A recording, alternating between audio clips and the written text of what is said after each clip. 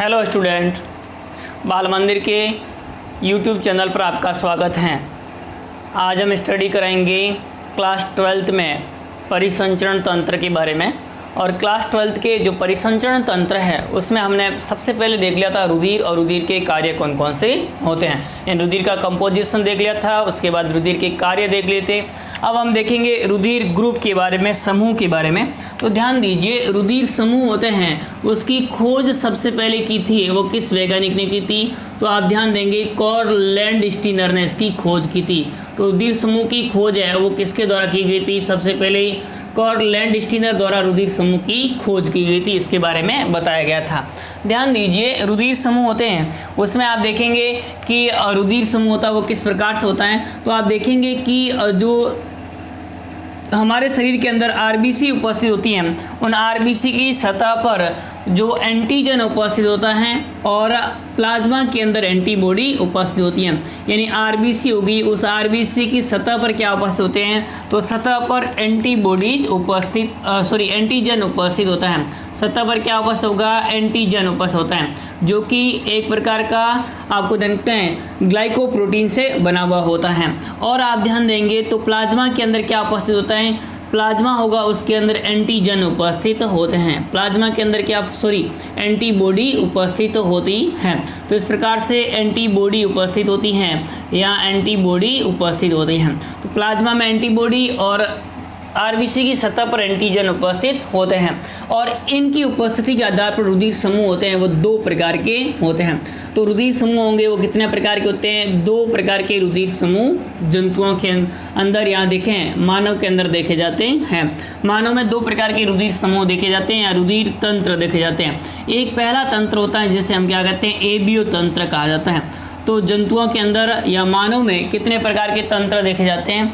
दो प्रकार के रुधिर तंत्र देखे जाते हैं। यानी एंटीजन एवं एंटीबॉडी होती हैं, उनकी उपस्थिति के आधार पर रुधिर में दो प्रकार के तंत्र एंटीजन और एंटीबॉडी के देखे जाते हैं। एक तंत्र होता है जिसे हम क्या कहते हैं? एबीओ तंत्र, और सेकंड तंत्र होगा जिसे हम क्या कहते हैं? आरएस तंत्र कहते हैं। जनरली इन दो प्रकार के तंत्रों का हम अध्ययन करते हैं, तो ये हमें ध्यान रखना है। सबसे पहला तंत्र है कौन सा? एबीओ तंत्र। तो एबीओ तंत्र होता है उसकी खोज किसने की थी? ध्यान दीजिए, एबीओ तंत्र है उसकी खोज की थी वह कार्ल लैंडस्टीनर ने की थी। तो एबीओ तंत्र होगा उसकी खोज किसने की थी? कार्ल लैंडस्टीनर ने 1940 में इसकी खोज की थी। और आप देखेंगे तो आरएस तंत्र होता है इसकी खोज की थी वह कार्ल लैंडस्टीनर एवं वीनर ने की थी।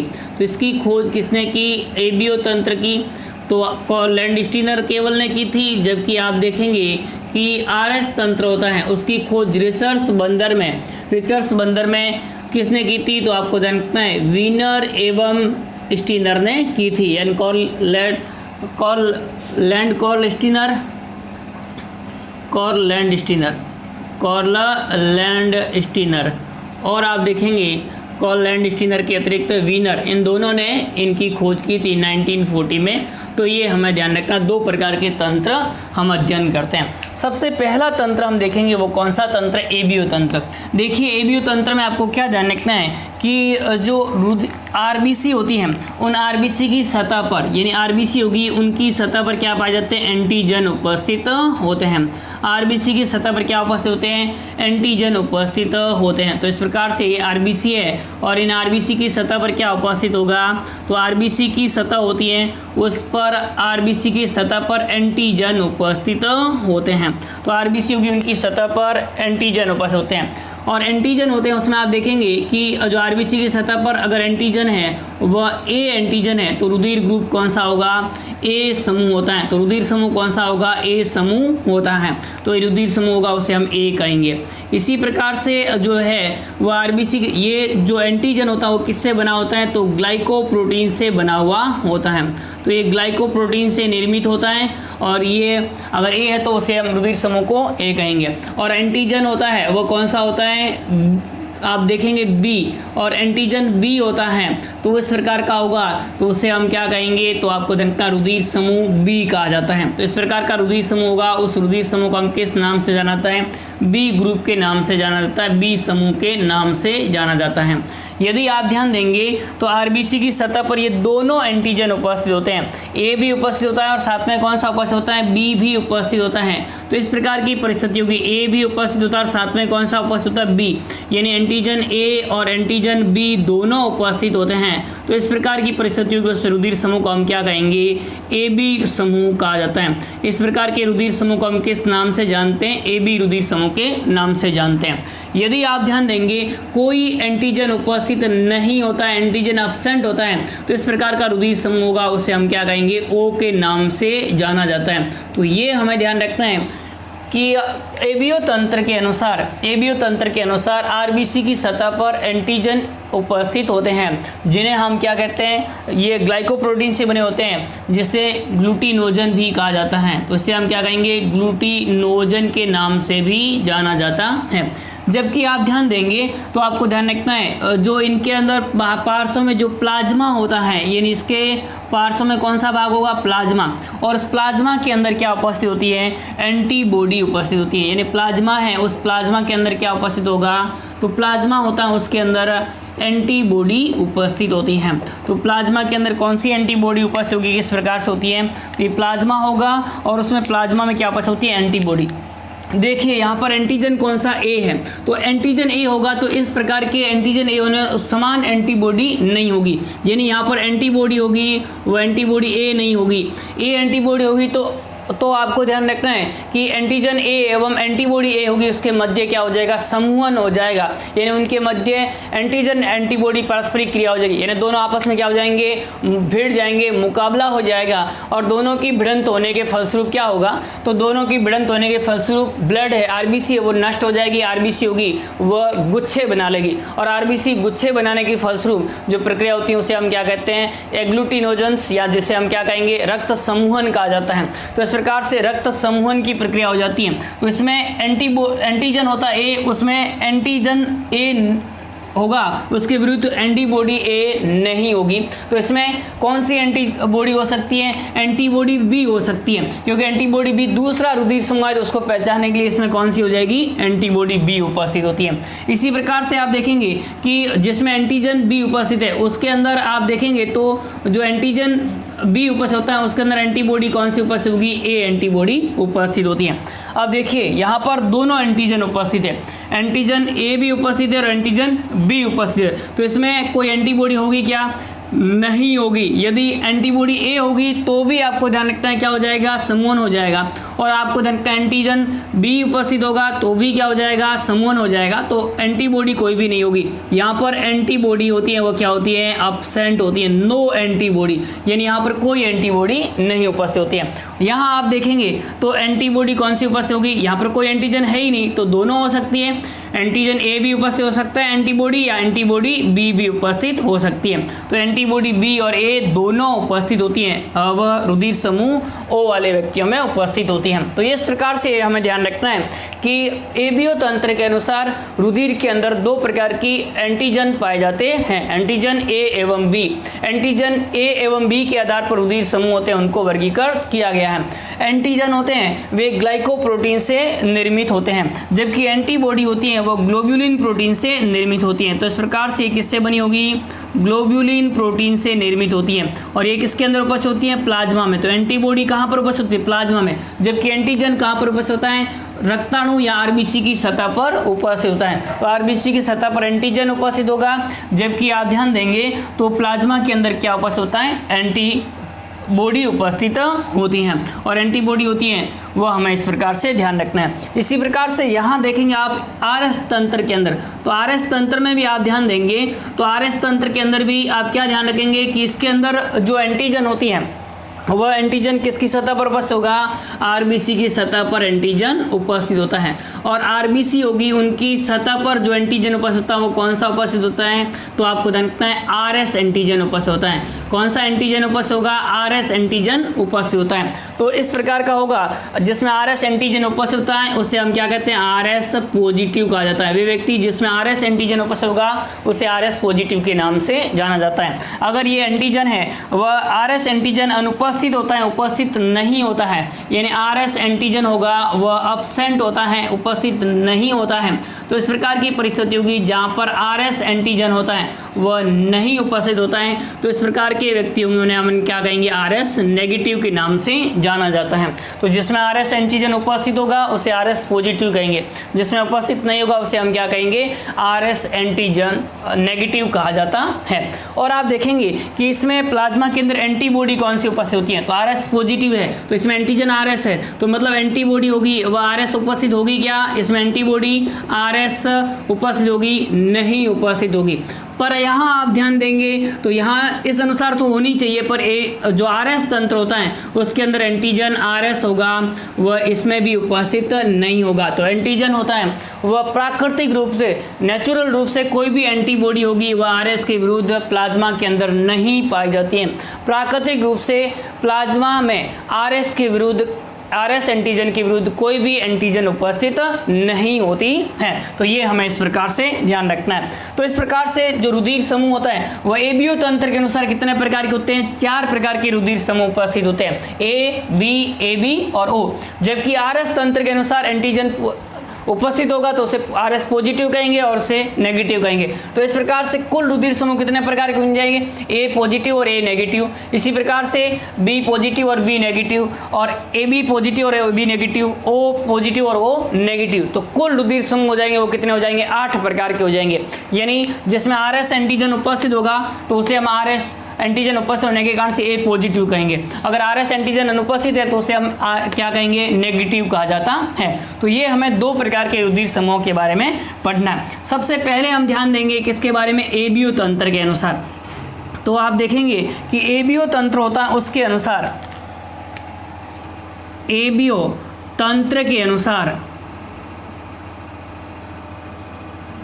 एबीओ तंत्र के अनुसार जो रुधिर समूह होते हैं वह एंटीजन और एंटीबॉडी के आधार पर, एंटीजन एवं एंटीबॉडी के आधार पर 4 प्रकार के होते हैं। एंटीजन एवं एंटीबॉडी के आधार पर 4 प्रकार के होते हैं। के आधार पर कितने प्रकार के होते हैं, तो आप ध्यान देंगे आधार पर 4 प्रकार के होते हैं। ये हम बाद में पढ़ लेंगे, इसलिए आपको अभी ध्यान रखना इतना ही है। अब उसके बाद में एंटीबॉडी कितने प्रकार के होते हैं, 4 प्रकार के होते हैं। कौन कौन से 4 प्रकार होते हैं, तो ए दूसरा रुधिर समूह, B तीसरा कौन सा, AB, और चौथा कौन सा हो जाएगा, O रुधिर समूह होता है। तो ये 4 प्रकार के रुधिर समूह उपस्थित होते हैं। अब देखिए ध्यान दें, तो इन 4 प्रकार के रुधिर समूह होते हैं, उसमें से जो 3 ये रुधिर समूह हैं A, B और O, इन तीनों की खोज है वो आपको ध्यान रखना है किसने की थी, कार्ल लैंडस्टीनर ने। इनकी खोज की थी वह किसने की थी, कार्ल लैंडस्टीनर ने की थी। तो इस प्रकार से कार्ल लैंडस्टीनर है, इसने खोज की थी A, B और आपको ध्यान रखना है AB और O रुधिर समूह की। जबकि AB रुधिर समूह है, इस AB रुधिर समूह की खोज की थी वो आपको ध्यान रखना है स्टर्ली ने की थी। तो इस प्रकार से इसकी खोज किसने की थी, स्टर्ली ने की थी।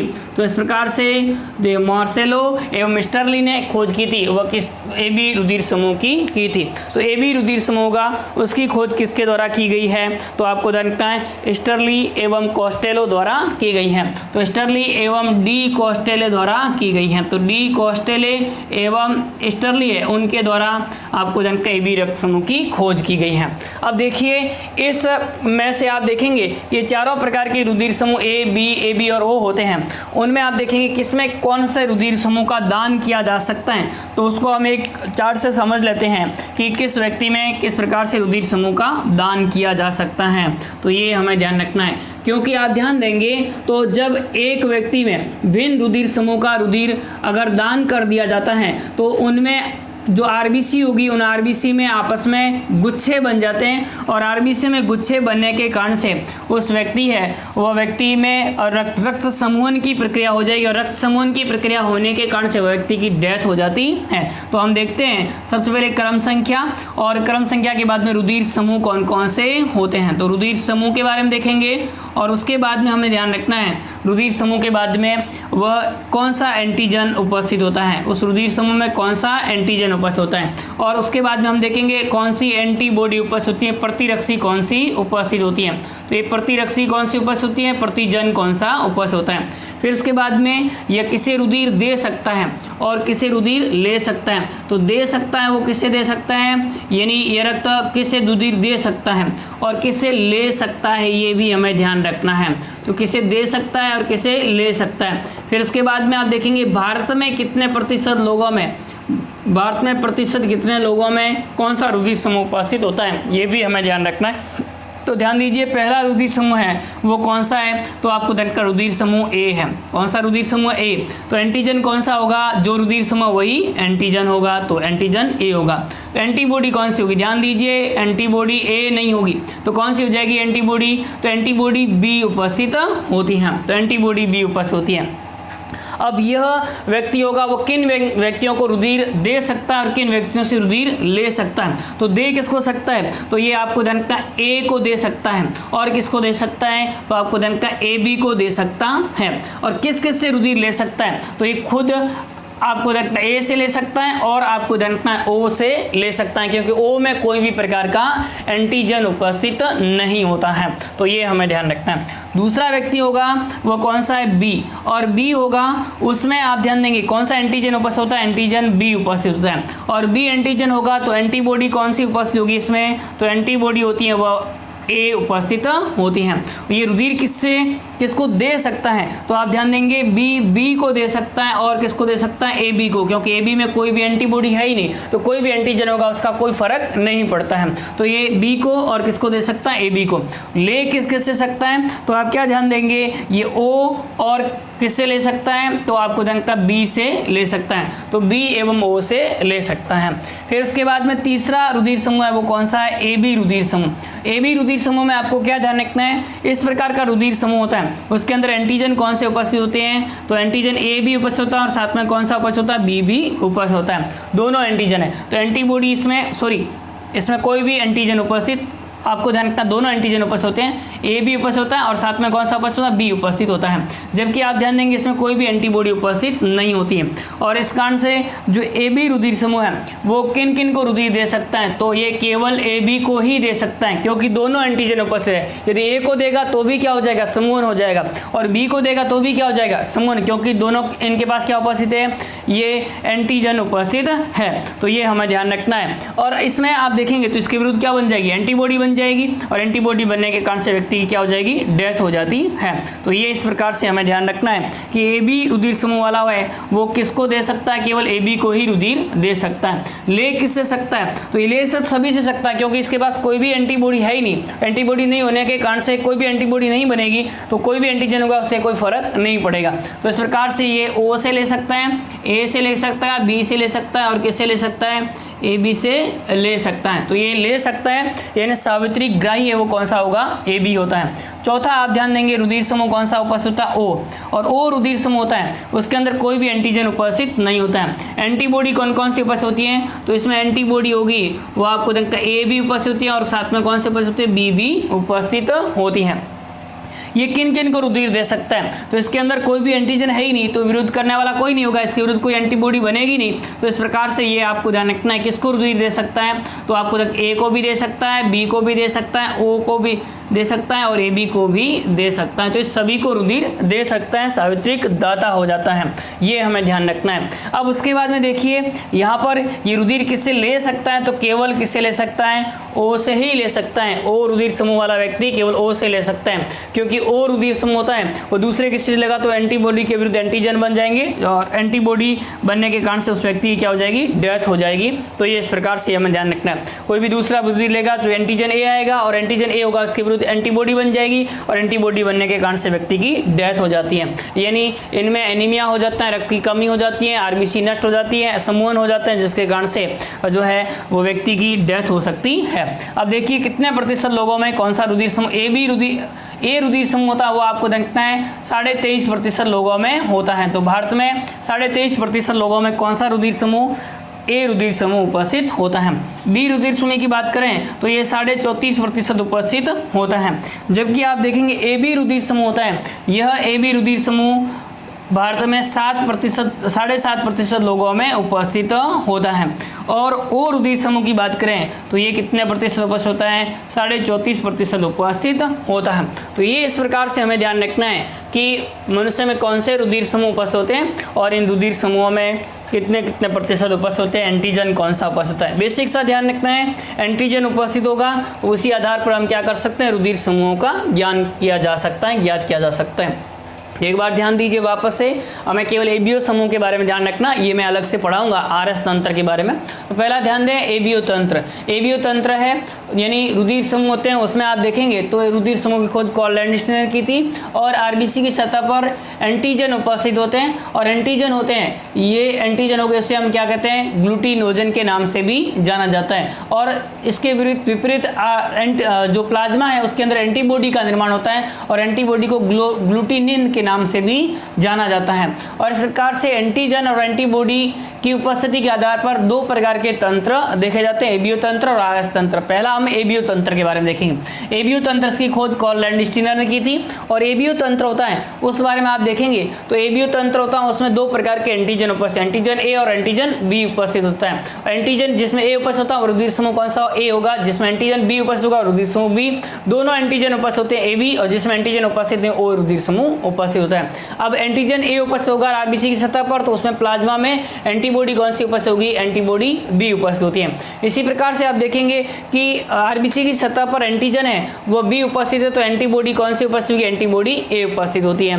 अब जो है वो दोनों प्रकार की आपको ध्यान रखना है, एंटीजन उपस्थित ए और बी दोनों उपस्थित होते हैं, तो इस प्रकार की परिस्थिति में कोई भी एंटीबॉडी उपस्थित नहीं होगी, क्योंकि अगर ए एंटीबॉडी उपस्थित होगी तो भी समूहन हो जाएगा, बी होगी तो भी समूहन होगा। इस प्रकार की परिस्थिति में कोई भी एंटीबॉडी उपस्थित नहीं होती है। जबकि ओ रुधिर समूह था उसमें कोई भी एंटीजन नहीं है, इसके कारण से दोनों प्रकार की जो है वो एंटीबॉडी इसमें ए और बी प्लाज्मा में उपस्थित होती हैं। तो ये इस प्रकार से हमें ध्यान रखना है किसके बारे में, एबीओ तंत्र के बारे में। एबीओ तंत्र के अनुसार एंटीजन और एंटीबॉडी होंगे, उनके आधार पर 4 प्रकार के रुधिर समूह उपस्थित होते हैं, ए बी और ए बी के बारे में ये हमें ध्यान रखना है। अब इसका सिंपल से एक ट्रिक से भी ध्यान रख सकते हैं कि कौन सा किसको रुधिर दे सकता है। एक छोटी सी ट्रिक आपको ध्यान रखनी है, जिससे आपको कुछ भी रटना नहीं पड़ेगा, बेसिक सा एक स्ट्रक्चर बना के भी आप याद कर सकते हैं कि कौन सा रुधिर समूह किसमें होगा।